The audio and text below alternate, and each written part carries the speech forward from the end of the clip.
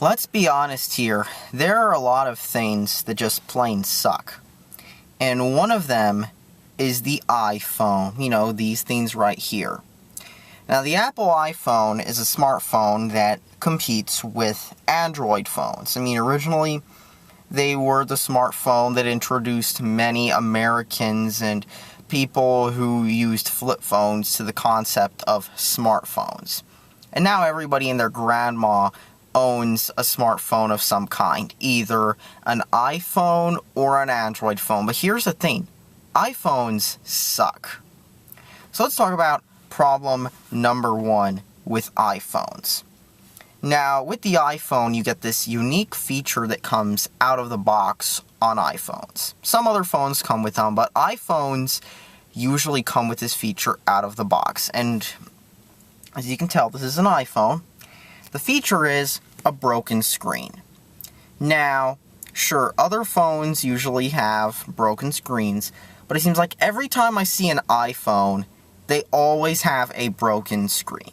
In fact, that's why I got this thing for cheap from my cousin. I mean, I was going to try to do a screen replacement on this, because I've never done screen replacements on phones, and you know, there are plenty of iPhone users who will pay money to replace the screen on their phone because they don't want to do it themselves. They bought an Apple product and they don't know anything about phones really. They just want it to work. And the problem is, these screens break all the time, with the littlest amount of effort too. I mean, seems like every time I see an iPhone, more than any other brand, they either have a broken screen or they're in a huge case that makes the iPhone look like some kind of ruggedized phone, like, you know, some of the ones that, like some of the flip phones that they sell to businesses, and not like a sleek phone that you'd see Steve Jobs walking on stage with, or Tim Cook.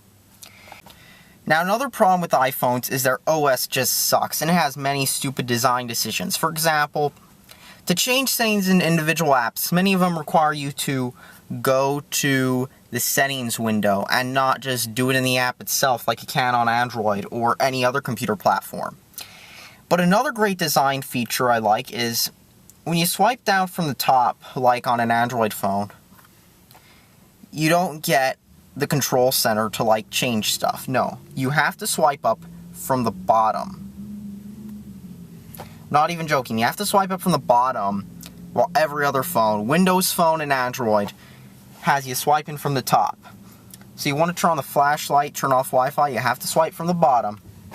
Now, one of my favorite stupid Apple decisions is not putting a back button or any of that on their phone.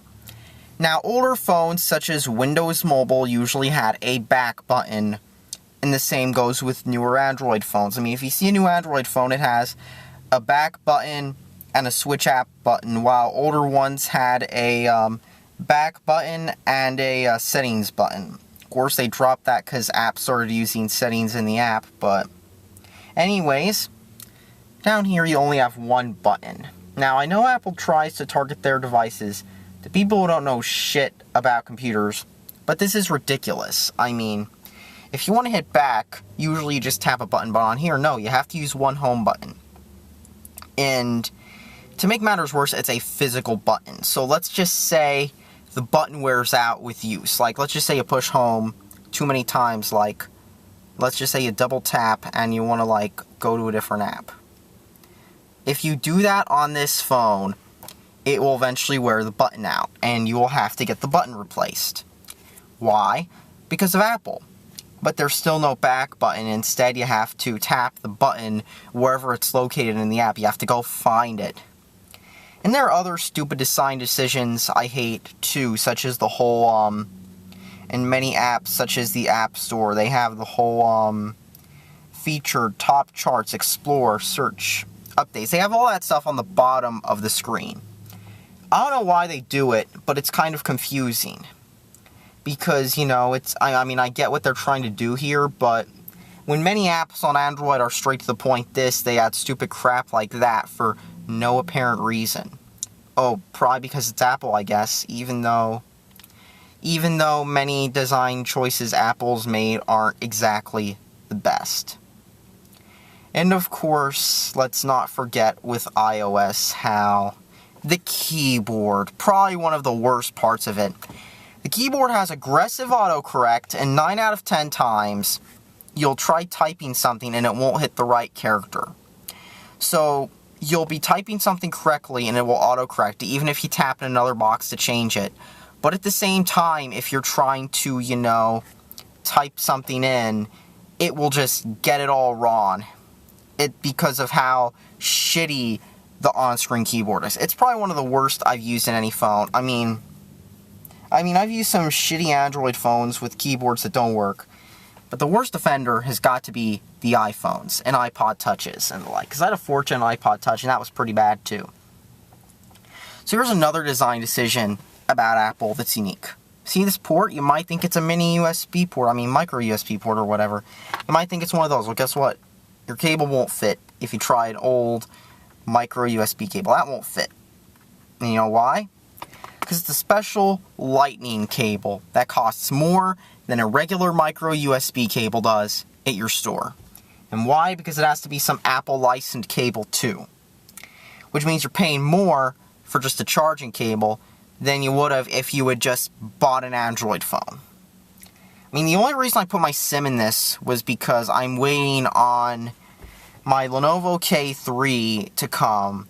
The only issue is I ordered it, and it's a Chinese phone, so it's taking some time to come, but it's got lots of mods and firmware, custom firmware, or ROMs, as they call them, for these. These, on the other end, are stuck with iOS, and another thing about these is jailbreaking them too. You have to have an older version of iOS to jailbreak. And if you have a newer version on your iPhone, tough luck, because you can't really jailbreak it if you have a newer version of iOS on your phone. You have to have an old version to jailbreak it. You can't just upgrade to a specific version, at least what I can recall, because they have this whole signing key bullshit that keeps you from just upgrading to the version you want. And the only reason it exists is to screw you over and make you use this phone how they want you to.